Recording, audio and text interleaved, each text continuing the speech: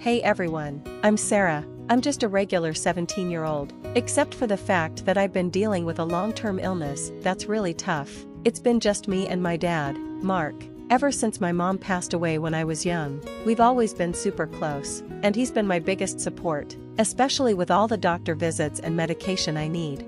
Life was pretty calm until Veronica showed up. Dad met her at work, and she was super charming. At first, I was happy for Dad. He deserved some happiness, right? And Veronica seemed cool. She'd bring me little gifts and say things like, "Sarah, honey, how about a girls' night? We could do face masks and watch that rom-com you love." I thought it sounded great. "That sounds awesome. Maybe we could order pizza too," I said. "Of course, anything for my new daughter," she said with a wink, but something about that wink didn't feel right.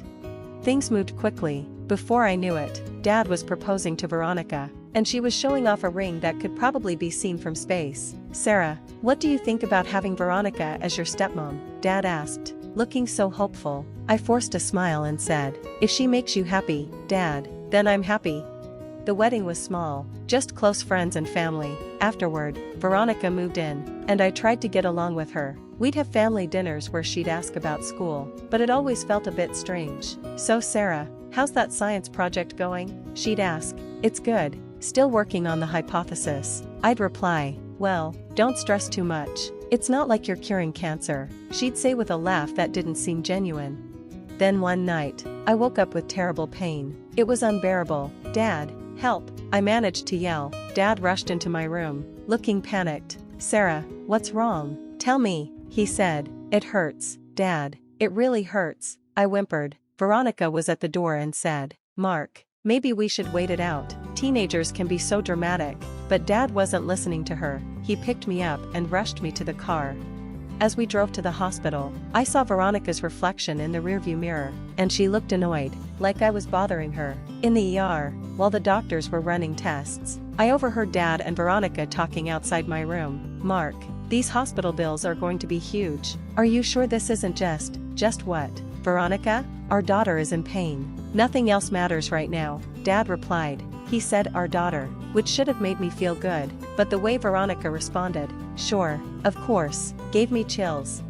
As I lay there hooked up to machines, I couldn't shake the feeling that things were about to get a lot more complicated, and I was right. After that night, things only got worse. I was missing more school, and the treatments became even more intense.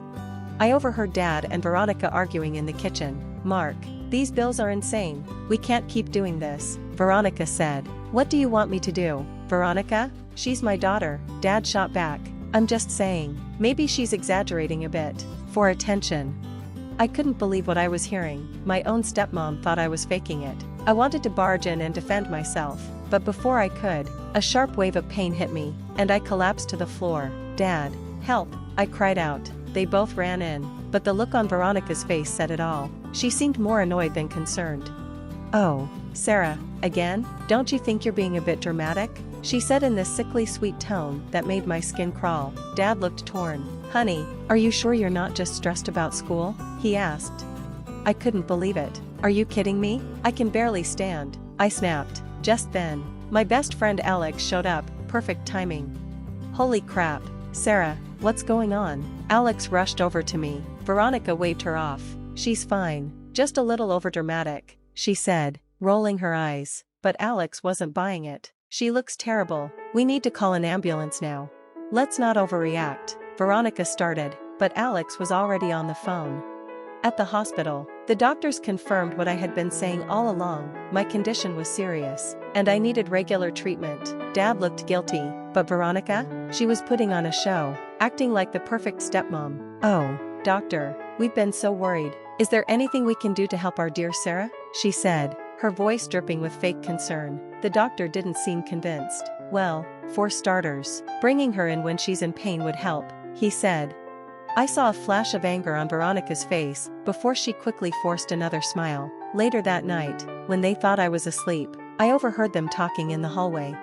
"Mark, this is getting out of hand. These treatments, the hospital stays, we're going to go bankrupt," Veronica said. But the doctor said. "Doctors say a lot of things, Mark. They're just trying to make money off us. Sarah's young, she'll bounce back. What she really needs is some tough love." I couldn't believe what I was hearing. Tough love? I was seriously ill, not acting out. I don't know, Veronica, what if? Trust me, Mark, I've dealt with kids before. Sometimes they need a push to get through things. If we stop the treatments, she'll have to face life head-on. She'll thank us later. There was a long pause, and my heart pounded so hard I thought they might hear it. Maybe you're right, we'll try it your way. It felt like a punch to the gut. My own dad, the one person I thought I could always rely on, was siding with Veronica. As they wheeled me out of the hospital the next day, I caught Veronica's eye. She gave me a smile that sent chills down my spine, like she was saying, I won. But you know what? Game on, Veronica. If she thought I was going down without a fight, she was wrong. I might be sick, but I wasn't stupid. There was no way I was going to let her win this twisted game.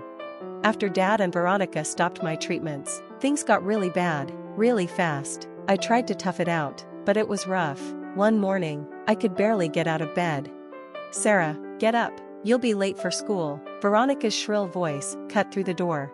I don't feel good. I think I need to stay home, I said, weakly. She barged in, her eyes narrowed. Oh please, this act is getting old. Get dressed. I tried to explain, but she wasn't listening. As I stumbled down the stairs, Dad looked worried. Honey, are you okay? Maybe you should stay home. Veronica jumped in before I could respond. Mark, remember what we talked about, no more coddling. Dad's face hardened. Right, Sarah, toughen up, you can't miss any more school. I couldn't believe it. I felt like I was living in a nightmare. At school, I pulled Alex aside. Dude, I need help. They've stopped my meds, my treatments, everything. Alex's eyes widened. What the hell? That's messed up. We've got to do something. I'm scared. Alex, what if they put me in foster care? Just then, Mrs. Rodriguez, my favorite teacher, overheard us. Sarah, Alex, is everything okay? Before I knew it, I was spilling everything in her classroom. Her face grew more horrified with every word. This is serious, Sarah, we need to get you help. But what can we do? It's my dad's word against mine, I said, feeling hopeless. Alex snapped her fingers. Evidence. We need proof. Mrs. Rodriguez nodded. Good thinking, Alex. Sarah, can you secretly record what's happening at home? A glimmer of hope sparked inside me. Yeah, I think I can. For the next few weeks, I became a secret agent in my own house. I recorded Veronica's cruel comments, Dad ignoring my pain. It was hard listening to it all again, but I knew it was necessary. One day, I overheard Veronica on the phone while I was pretending to nap on the couch. Yes, I've transferred another $5,000. No, don't worry, Mark has no idea. He thinks it's all going to Sarah's treatments. My eyes shot open. She was stealing from us. I quickly hit record on my phone, praying she wouldn't notice. Of course, I'll be careful. These idiots suspect nothing. I'll have the account drained in no time. I felt sick, and not just because of my illness. How could Dad not see through her? The next day at school, I told Alex and Mrs. Rodriguez everything. She's stealing money too. This is insane. Alex was furious. Mrs. Rodriguez looked serious. I've contacted your previous doctors. They're appalled by the situation and are willing to provide statements.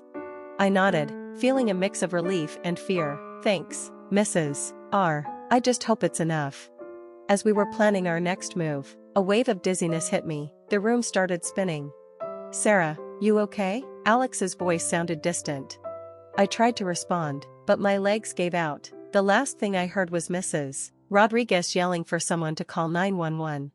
I woke up in the ER again. Dad was there, looking scared and confused. Veronica, as usual, was trying to charm the doctor. Oh, you know how teenagers are always so dramatic. I'm sure it's just stress from school, she said.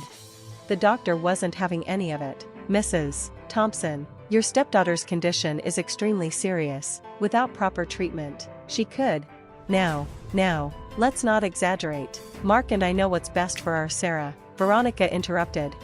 I saw something change in Dad's face. It was like he was finally seeing Veronica for who she really was. But before he could say anything, I felt myself slipping away again. As I drifted in and out of consciousness, I heard Alex's voice. Don't worry, Sarah, we've got the evidence. We'll fix this. Just hang on.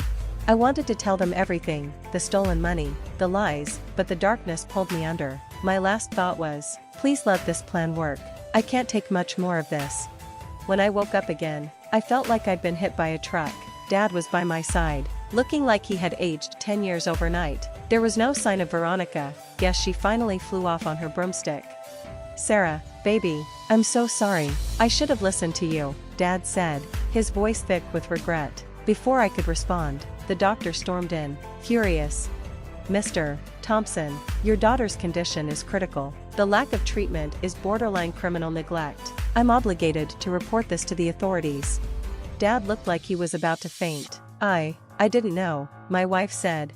That's when Alex and Mrs. Rodriguez burst in like they were leading a rescue mission. We've got proof, Alex shouted, waving her phone.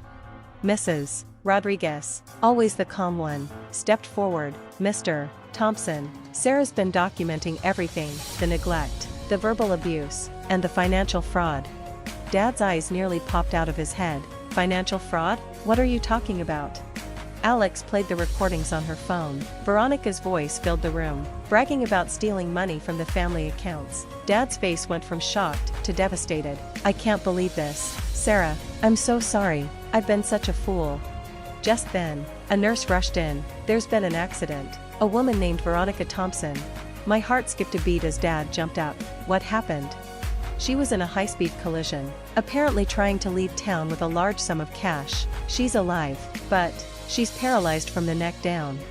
The room went dead silent. I couldn't help but think, karma's a real thing, isn't it? Dad looked pale, like he might be sick. I need to go see her. Dad, after everything she did? I asked. He shook his head. No, I need to tell her it's over and that she's going to pay for what she did to you.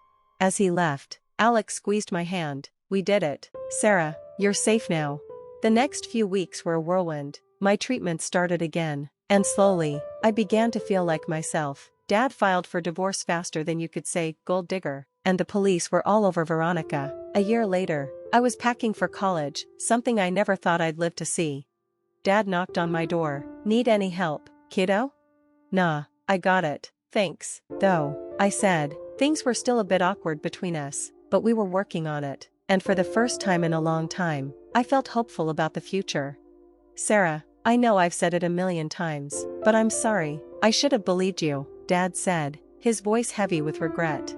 I sighed. Dad, I get it. She played you, she played all of us, but in the end, you came through, and that's what matters. He nodded, tears welling up in his eyes. You're stronger than I ever knew. As I zipped up my last suitcase, Alex popped her head into the room, ready to roll. College girl?